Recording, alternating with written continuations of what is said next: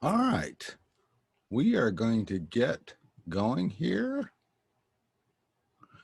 Just a minute, I want to make sure. Yes, we are recording. All right, this is the review session for midterm 2, year 2020.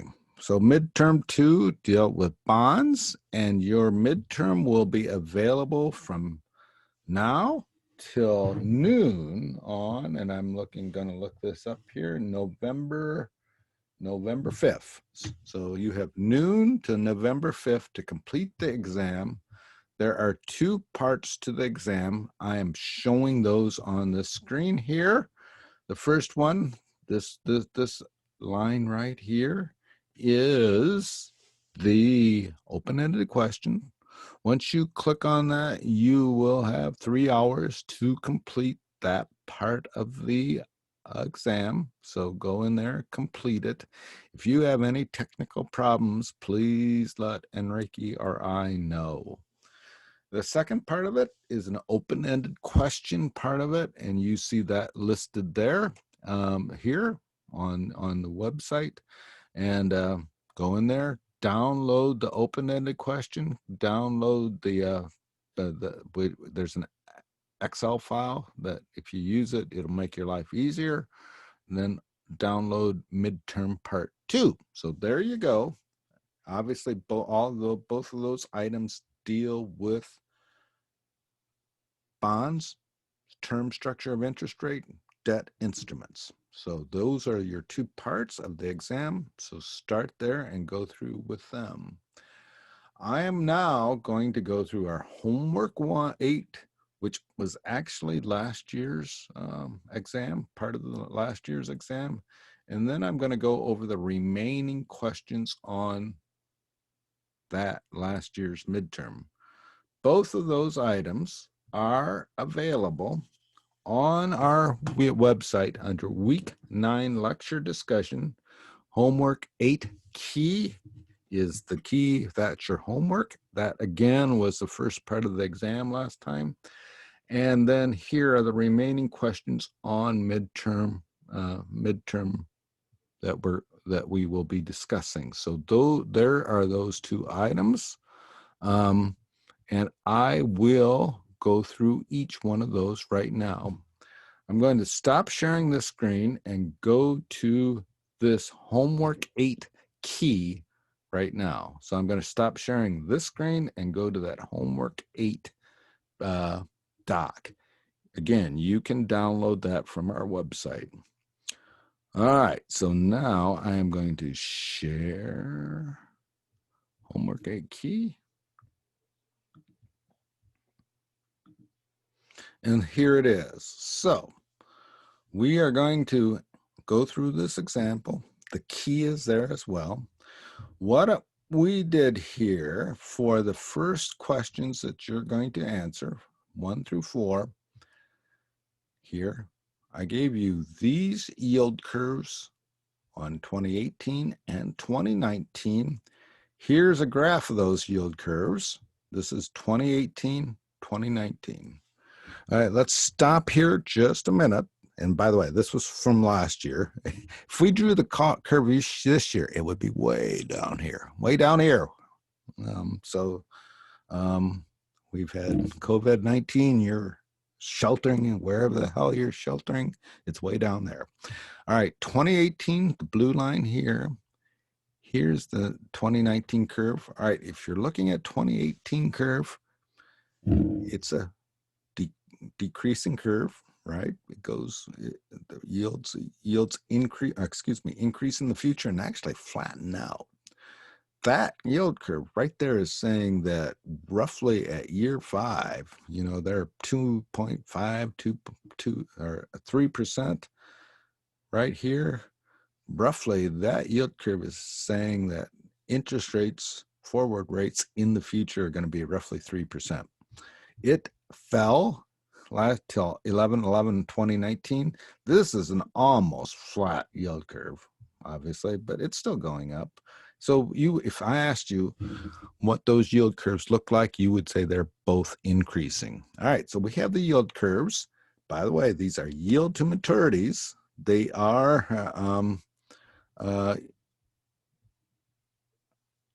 all have payments in the middle. We said assume all bonds mature in 1 year and over the 3% over a 10-year period. So this one appears 4 years in the future, and there's going to be intermediate payments there. All right, so that's the setup.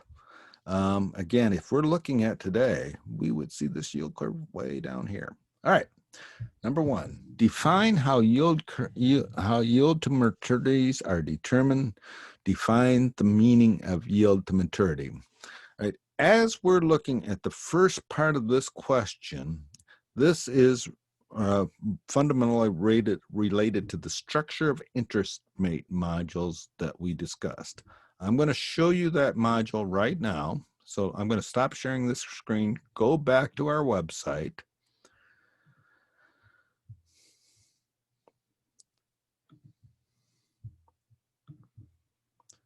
And here, remember, this is our structure of interest rates. We go over forward rates, spot rates, yield to maturity, and then typical yield curves. So this is the material that deals with that. So this, if you're looking for the definitions of these things, it's all discussed here in this module, and here you come down, yield to maturities. All right, giving the explicit definitions of those sorts of things. All right, so let's go back to our homework key.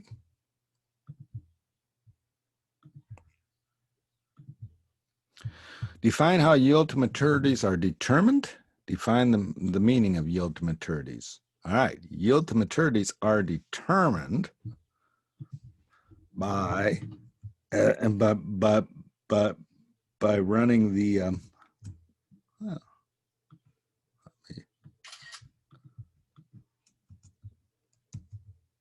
bad equation right there. That's from that module. You know the bond price, you know coupon payment 1, you know coupon payment 2, you solve for Y. That's how it's determined. Again, that comes from that material that we just showed. And they are the expected return from the bond. You hold it to the end, you will get that yield to maturity.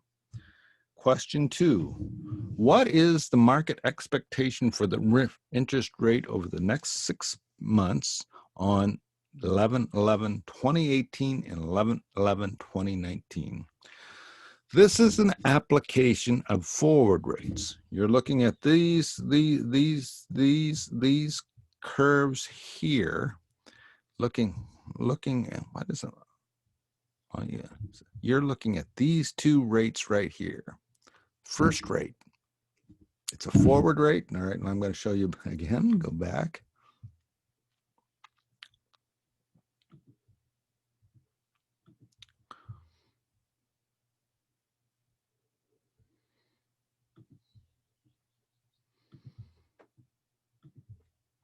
Here we are on this curve, forward rates. This is the interest rate, period 0 to 1. Remember, first period forward rate equals spot rate, which also equals yield to maturity. Yield to maturity and the spot rate are the same when you have 0 coupon bonds. All right, so that's what we're using here.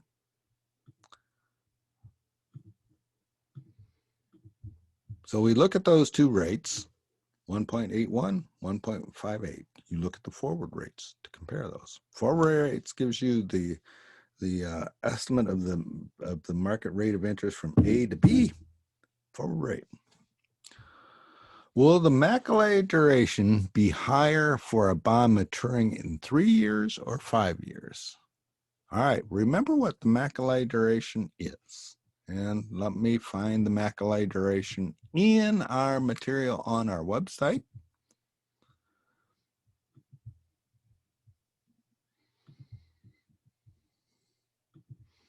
We go to our material on our website. We have bond duration 6.6 right here. Macalay Duration. It is the return-weighted timing of bond payments. Remember what the Macalay Duration is. It weights each payment by the period it is in the future.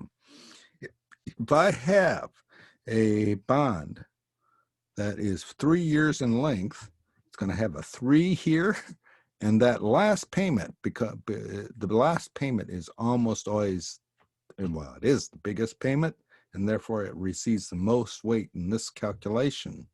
So that is what Macalay Duration is.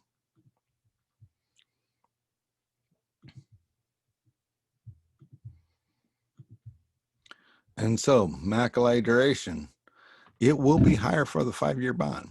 There's more payments out in the future. And remember that last payment way out there, where the par is received, given what we're looking at coupon payments right now, will be the one with the most weight. So it's a 5-year bond. If I tell you you have a 0 coupon bond, no payments. It's 5 years in maturity. Macalay Duration is 5 years. All right. Is the price of a bond that matures in 4 years higher on 11/11/28 or 11/11/29? Remember this fundamental equation right here. Higher yields to maturity, lower bond prices, and vice versa. Boom, boom. All right. That's a direct relationship. Direct. It's the one law of economics. It has to be. All right, so we take yield to maturities, we lower them, which is what happened between 11/18 and 11/19, bond price goes up. Again, if you think about it, you have this set of payments. I want a lower yield, lower return on it, lower expected return on it. I will raise the price of the bond. So there you have it. So we have higher prices now. All right, so that's the answers to those questions. All right, now let's go to the questions related to the tables. And I gave you spot rates, 6 months in the future, 1, 2, 2.5, 3, 3. All right, this is spot rates. Spot rates go in the future, it's spot rates.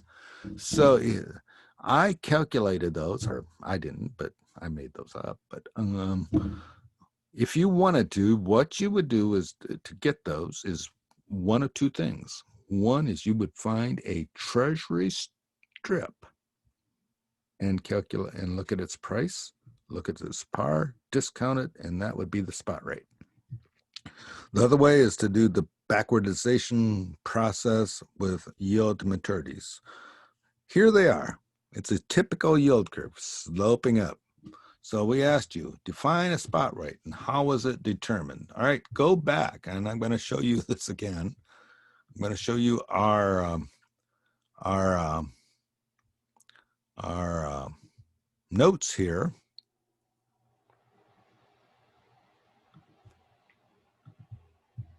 You go here. We have the structure of interest rates notes. Click on those. Listen to all of those. They're brilliant lectures. Brilliant, I say. And you can come down here, and here's spot rates.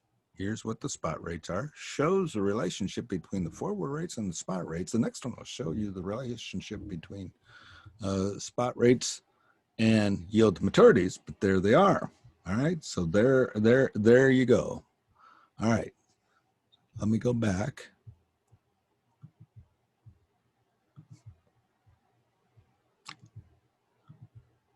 Define a spot rate and how it's determined. So the spot rate is the market rate for discounting cash flows. You can call it the spot rate, and you could say that. You could tell me the spot rate is the yield on the 0 coupon bond.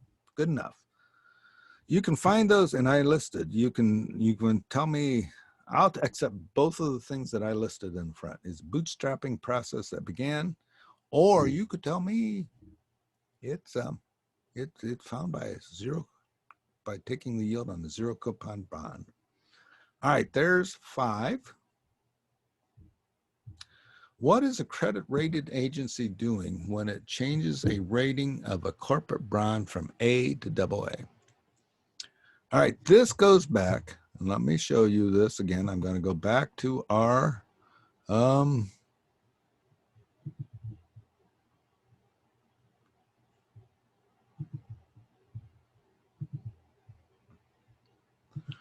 items here. This comes in here. This is this bond risk part of the discussion. So if you go here to this bond risk, you will see that discussed.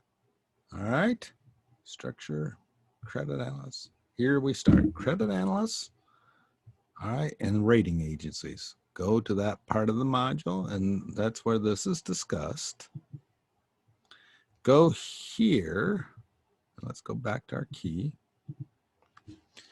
How are they determined? Or excuse me, now I got up here. What is a credit rated agency doing?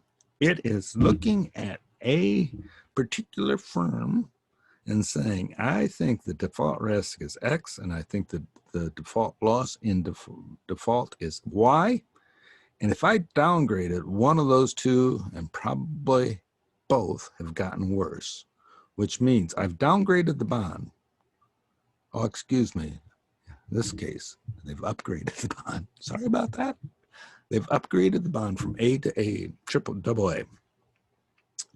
A is a worse credit rating than double A. Both are good, but A has more credit risk than double A. So if a credit agency said, I'm going from A to double A, it's either said default loss has gotten better or the probability of default has gotten less, or increasing the credit rating. All right, less risk. And if you see less risk, this is the fundamental law of finance, you see less risk,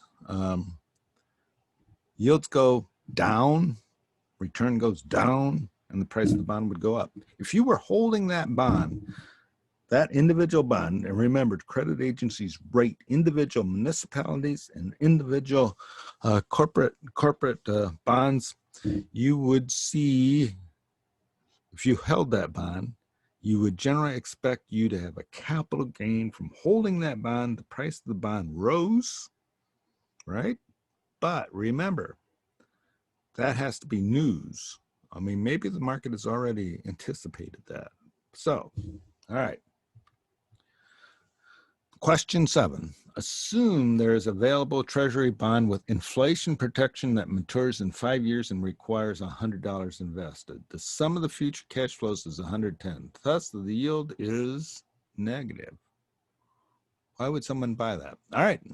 This, if you look at those yield curves, often you see negative yields. I'm going to go back right now. We're going to look what the spot rates are today. I'm going to go to my here. We're going to go to spot rates.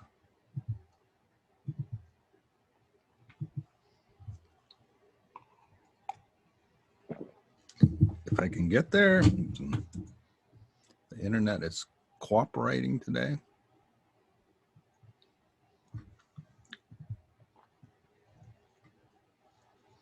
All right, we are going to go to the market. If I always have problems when I do this on here. What's going on? All right, there's market.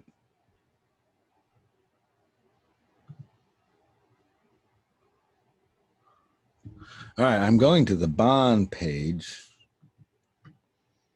And I'm going to go down here. So this is the bond page of Wall Street Journal.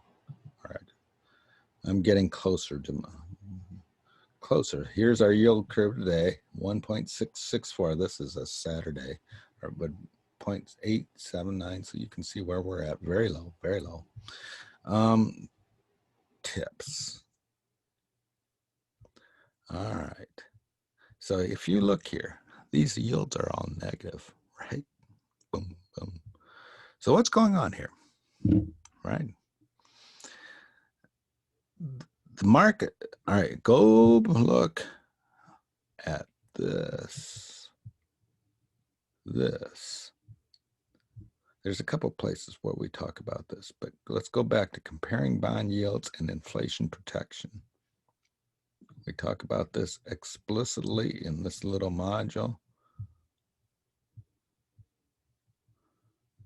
right here. Oops, I'm missing them. Where did I put that?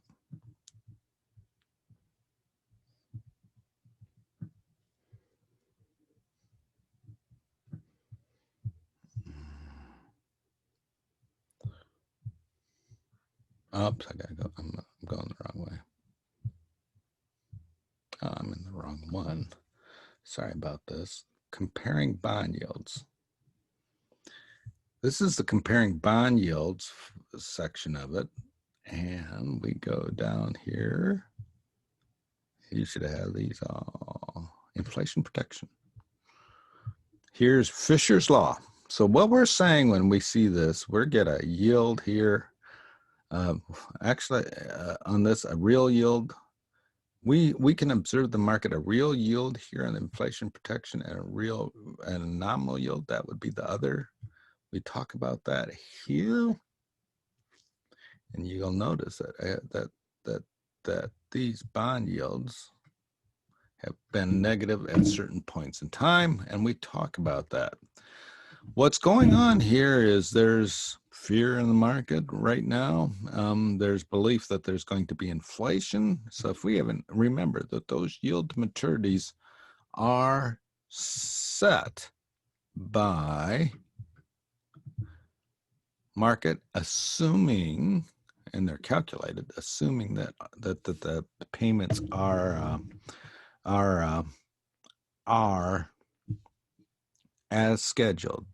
When you calculate a tip yield to maturity, you don't build in the increase for inflation.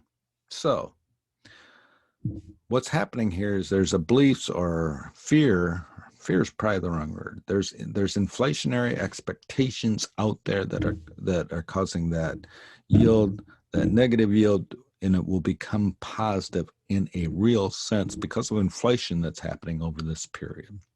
Right now, just this is not going to be on the exam, but right now we've seen great deal of monetary easing, federal stimulus. So right now, here's what analysts are looking at. There's a lot of federal stimulus going on right now as a result of COVID-19 control measures. We're pumping money into the economy. Federal government is doing that. To make that happen, we're taking on an incredible amount of debt. All right, so we're taking on this incredible amount of debt, which in the future may cause inflationary expectations. If we ever have inflationary pressure spike, our federal government will likely have severe deficit control problems because there's this huge amount of debt out there, large expanding amount of debt. And the reason why we can make this work right now is with very low interest rates. All right, well, we'll see where that all leads. But those are these questions here. So you can look at those, and that was your homework. Again, if you have any more questions about that, let me know.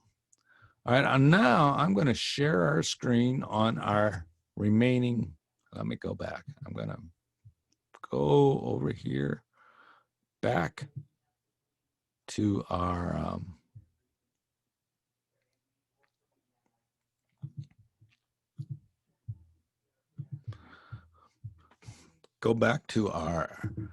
our week 9 discussion. I am now going to go over the remaining questions of midterm that were on that midterm. All right, so I've already downloaded that, and I'm going to start sharing that.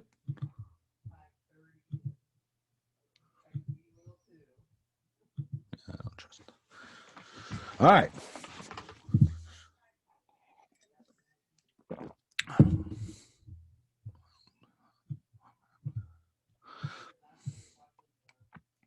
I'm going to try and zoom this up a little bit more. Well, maybe that's all we got. View, zoom to text width. Well, let's zoom to 125%. Oh, that doesn't make it any better. I'm sorry. All right.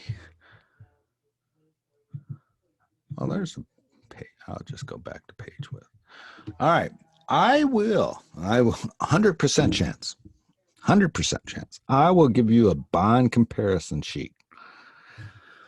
And remember that you're buying bonds, if you're not buying those individually, which can be done pretty easily,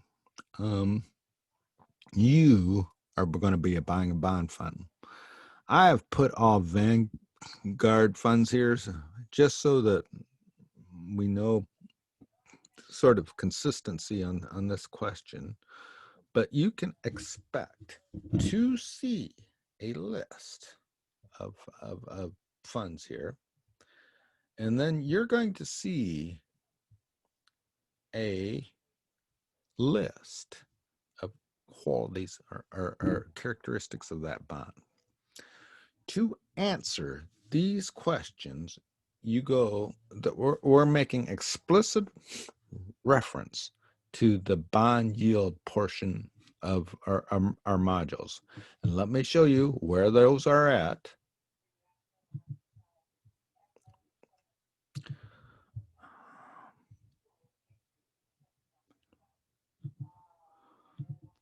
They are right here, week 9 modules. All right.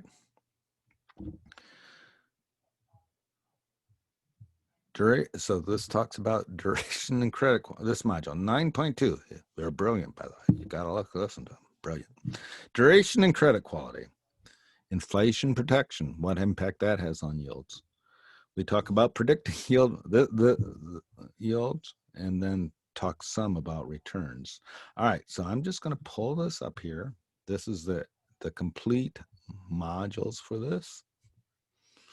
You can go look at those, read those. The best preparation for this, download this, listen to those modules, and it'll talk about those impacts. But coming down here, I want to go to the one on predicting yields.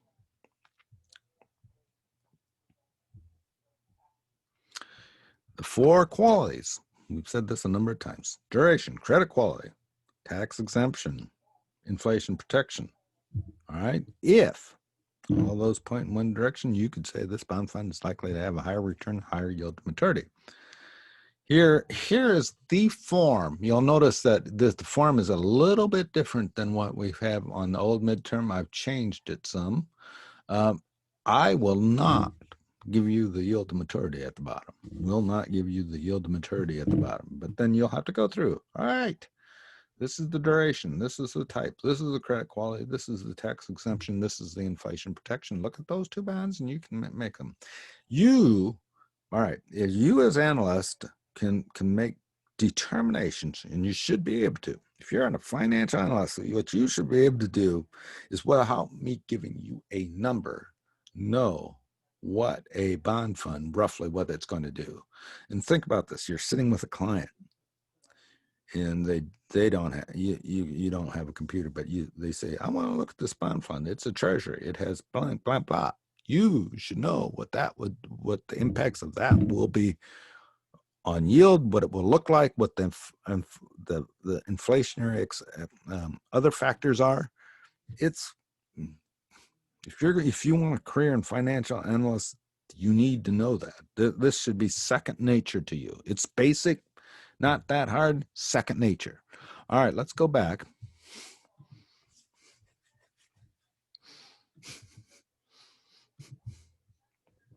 Give you the bond funds. There you go. These are all Vanguard funds. By the way, when you get these bond funds, you're making an investment. You're working with a client. You should read the prospectus. Read the prospectus. Look at sites and see what their returns are due, but you got to read the prospectus. All right, here they are. All right, so now we're going to go through this.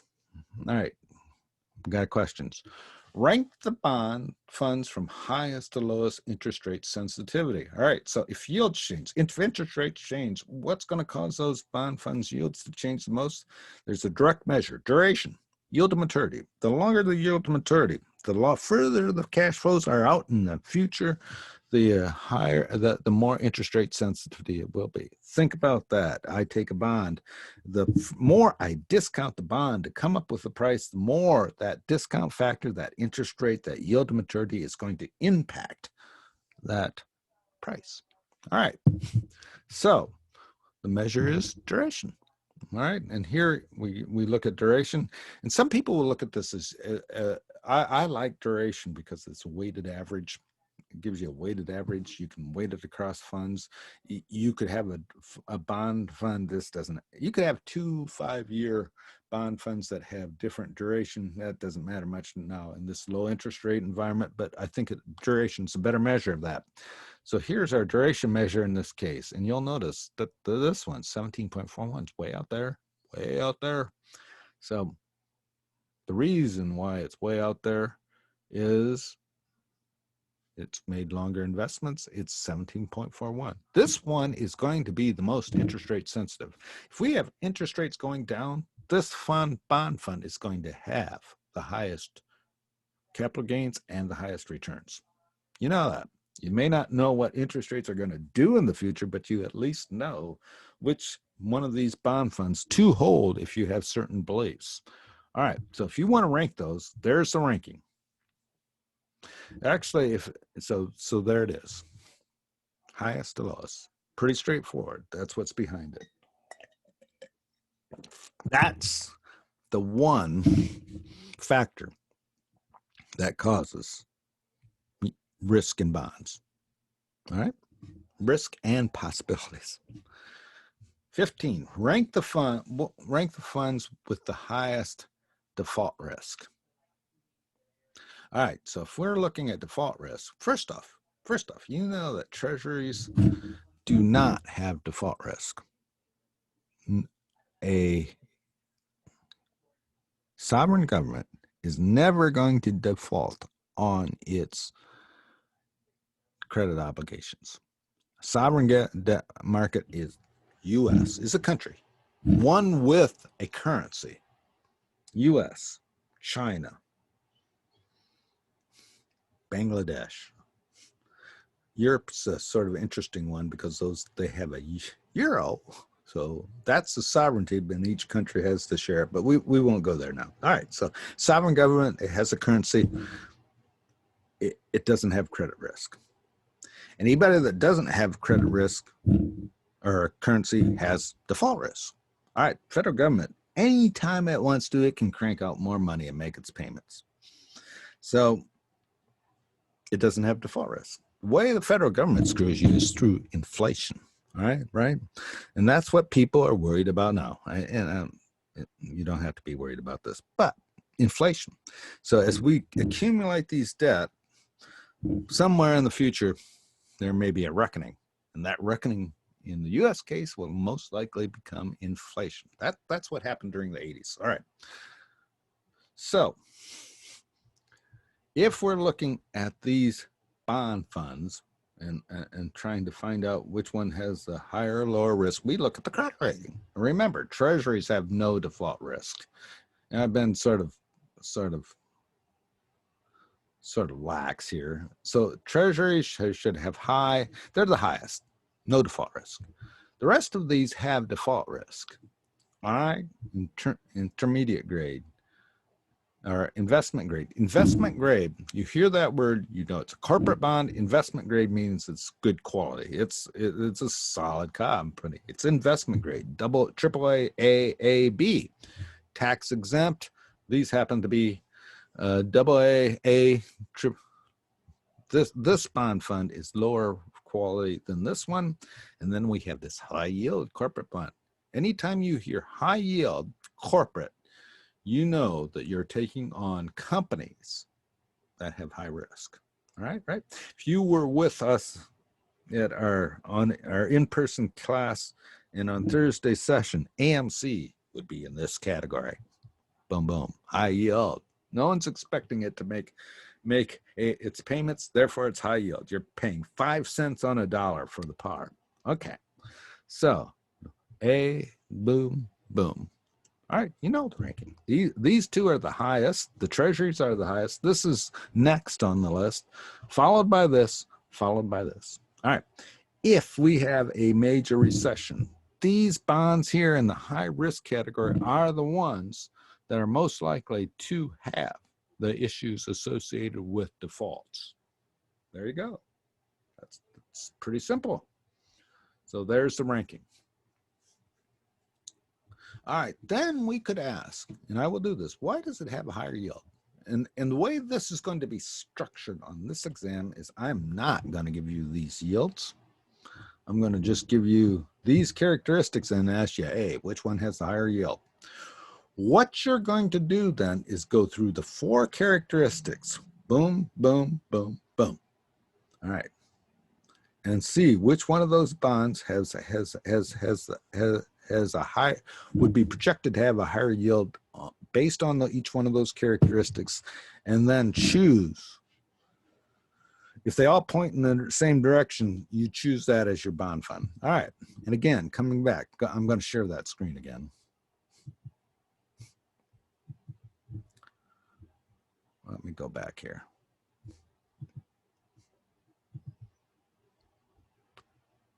Where the hell was I? Here.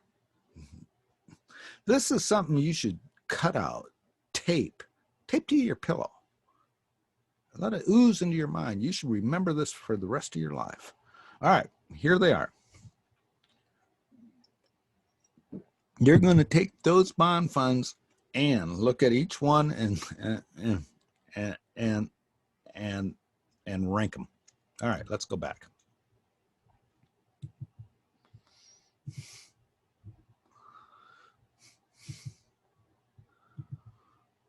All right, where was I? I was right here. So duration. So we're looking at these 2 bond funds. These 2 right here. All right, now let's look at these. Just the names. Intermediate term. Duration's roughly the same. Treasury fund, no default risk.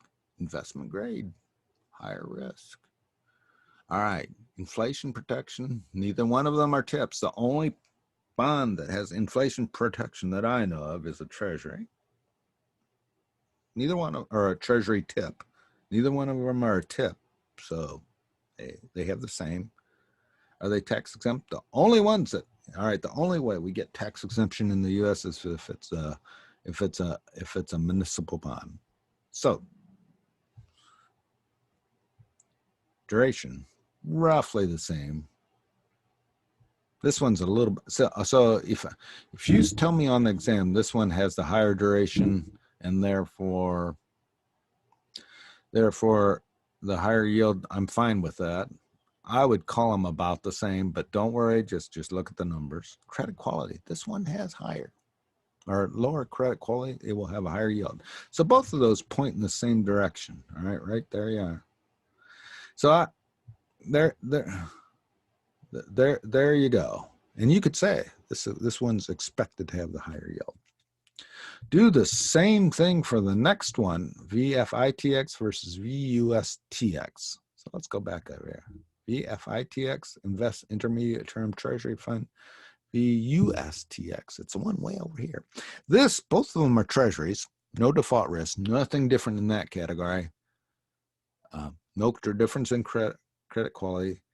The difference is in duration, 5.31, 17.41. If interest rates go down, this one's going to have higher capital gains. And you can see this was from last year, 9.9 versus 26. We had declining interest rates last year. This one did really well. All right, there you go. This one is likely to do really well this year because of that 2020, that big fall in rates this year. All right, so there you go. So duration, highest duration, same, higher yield. There you go. But so this one, that looking at that, assuming that we have increasing yield curve, right? Increasing yield curves, which is where we're at right now. Why does VWEHX have higher yield than the other funds? You go, you can, this one I did a little tricky. We looked at the highest, excuse me.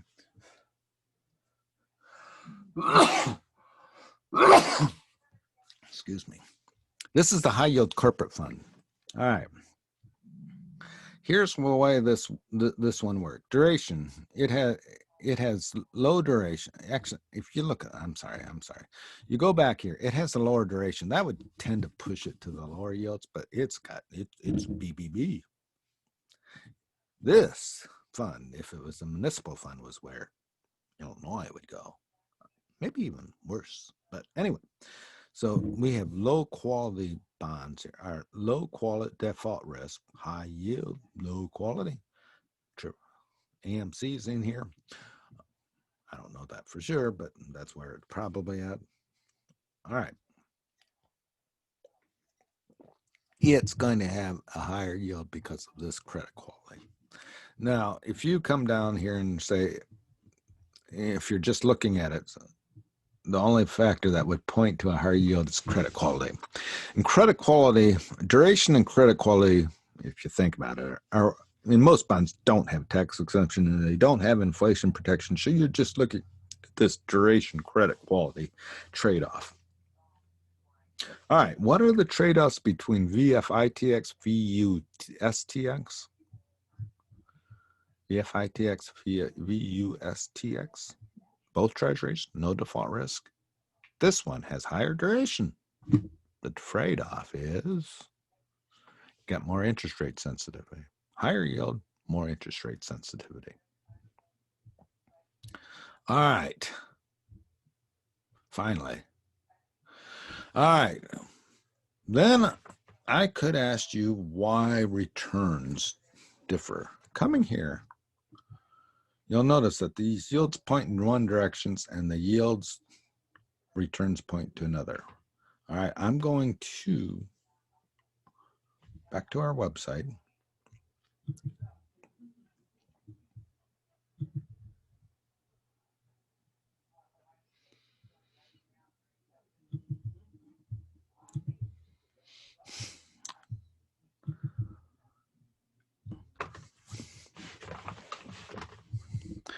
We're going to compare bond yields, and here's returns. 9-5. Another brilliant lecture. Another brilliant one. Let me go there.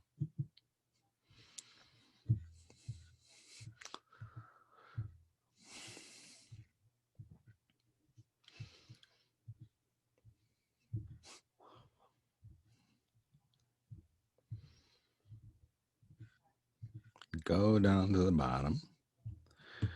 Here we know. This is yields. Again, listen to this one. Yield to maturities are forward-looking. They're calculated every day based on that the schedule of payments are kept. Actual returns are backward-looking. So what would cause actual returns? We're calculating that, again, we're calculating that by the way we always calculate returns from a financial asset. All right, so why would they vary? All right, capital gains will impact and this slide may be the key word here is changes in yield to maturity. I'm sitting here today and tomorrow yields to maturity. That yield curve changes. That's when I get a capital gain. All right. Now, yield curve changes, one, or number two, risk changes. All right. If you have a recession coming up, or in general, you would believe more default risk. We need higher yields. We have a capital loss. If yield to maturities are increasing, yield curve is going up, we would have capital losses. If, on the other hand, yield to maturities come down, we would have capital gains. All right, if yields change, capital gains were result, then that's, well, I give a demonstration there. And here are the factors. Yield changes. It's generally Fed actions, economy, and now we could, yeah, actually, if you say economy, that's like saying everything, which it is. But economy, we should probably list just general. Is the economy doing well or not? And number two, is there inflationary expectations out there? And I know in your lifetime you have not seen inflationary expectations. It's something old people like me worry about. All right. The other one is the riskiness of the bond, right? So individual bond, change in companies or municipal financial position. That's what will impact. So you sort of have this macro impact and then the micro impact. AMC bonds went down. Go look at the article on our website about AMC bonds. All right, that's an individual. It's sort of both economic impact, but it's also specific to that company. All right, one final point about these yield changes over your lifetime. All right, I'm going to go Fred Treasury. Come on, think faster.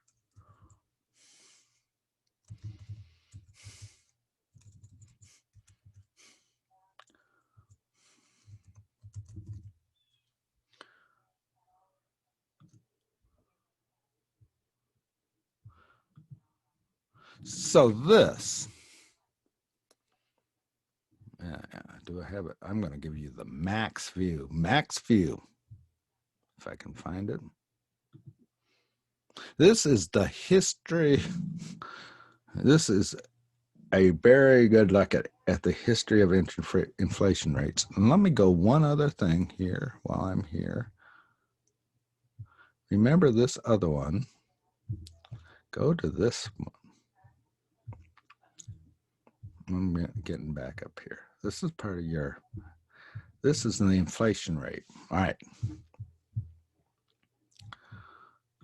Here is what has happened to 10-year Treasury notes, rates, yields over the last 10 years. This 10-year constant maturity rate, this is a yield to maturity calculation. All right, you start here. This is the 60s. We had increasing rates. Boom, boom, boom. We hit our highs right in here. This was Jimmy Carter, inflation. And we had to wring it out and come back here. Come back here. Look at this. We had this. This is the inflation rate. We hit highs 12.5. Remember, this 10-year Treasury note is real rate plus nominal rate. This is up here because of inflation rates. All right.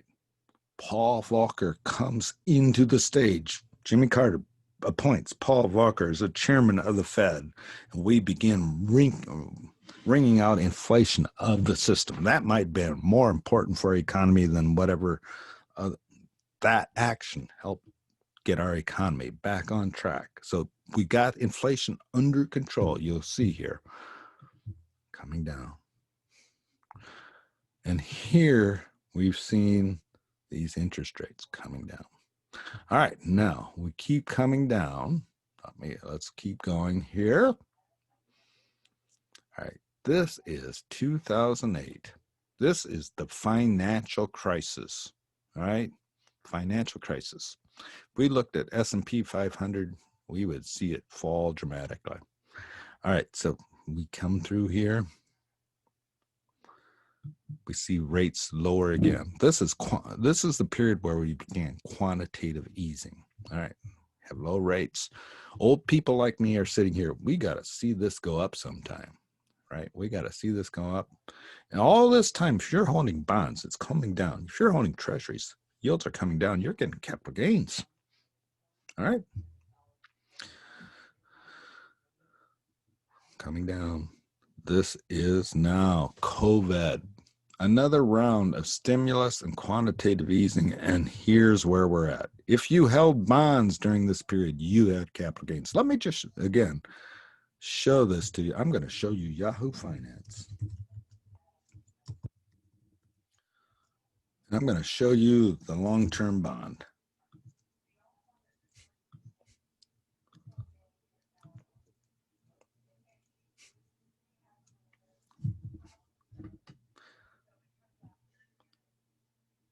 All right,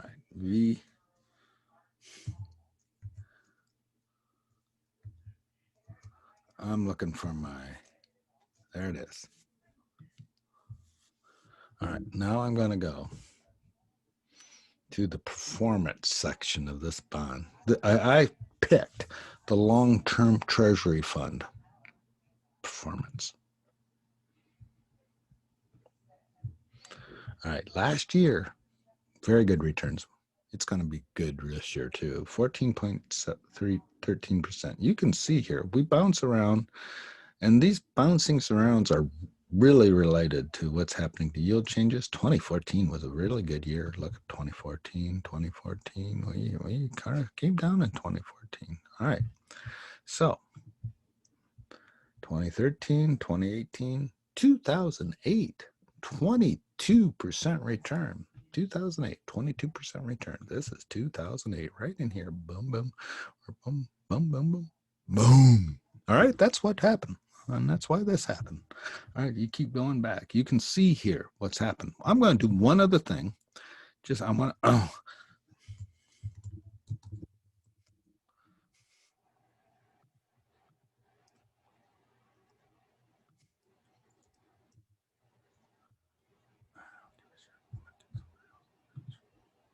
I want to get this. Oops, I'm sorry.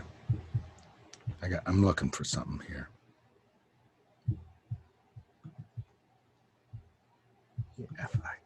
VFITX. All right, this is our shorter term performance. All right, so these are much more muted. Why are they much more muted? You're saying in your mind, I know why they're much more muted. They're lower duration. They have less impact on lower duration bonds are less impacted by yield changes. 3-year bond return here is 5.02. For this 10-year, it is 8.02. Duration differences, 10 years, 7. 3. We'll have to go back and look at that, see why that happens. All right, that's what's going on there. Let me go back.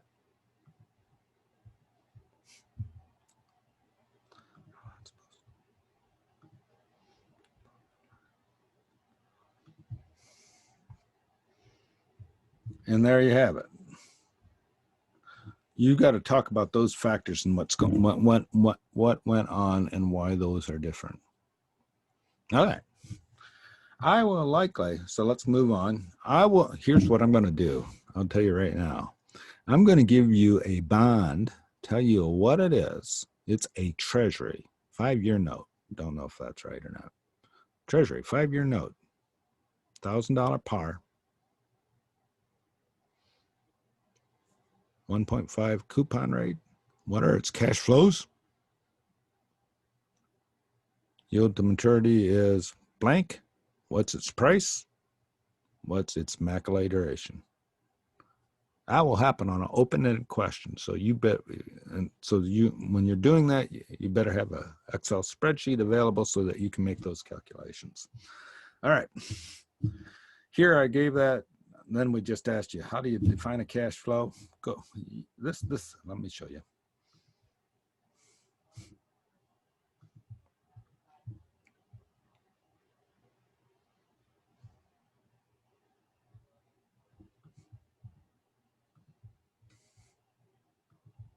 You are going to go back here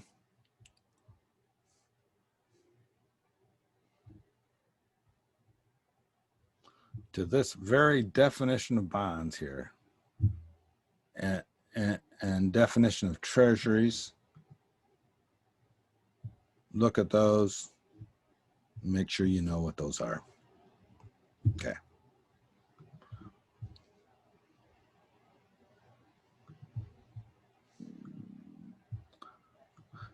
And that will answer those questions. We have our final three here. What is a credit agency doing? We've already talked about that. If yields are going down on treasury bonds or until over time, what's happening to the price of the bonds? Just listen to that previous brilliant lecture I gave on that, being facetious here. But if yields are going down, you know that prices are going up. We have capital gains. All right. What's the relationship between real and nominal rates? That's given there. A nominal 1 plus the nominal rate equals 1 plus the real rate times 1 plus the inflation rate. That's Fisher's law. What are the two factors, number 27, behind that are included in default loss? Default rate loss and recovery rate. Recovery rate in that article was 1 minus the recovery rate. How much you get back when you're in default. All right, there's a review. That'll prepare you really well for the exam. You should do, you'll all do exceptionally well. Got any questions, get a hold of Enrique or myself. We'll be more than happy to answer them. You have till Thursday to do the exam. I guess that's about it. Thursday, if you got any questions. All right, this is Saturday morning. It's before the football. Last night, Maryland beat Minnesota, which indicates Big Ten football. Maryland beat Minnesota. Minnesota must not be good because Maryland's bad. So Minnesota must also be bad, which means that that win that Michigan had over Minnesota, it's just doesn't mean Michigan's back. Watch the football games today. Obviously, the marquee game is Ohio State versus Penn State tonight. I would expect Ohio State to win, but you never know. Illinois is Illinois. Study during that period and get ready for the test. Contact us if you have any questions.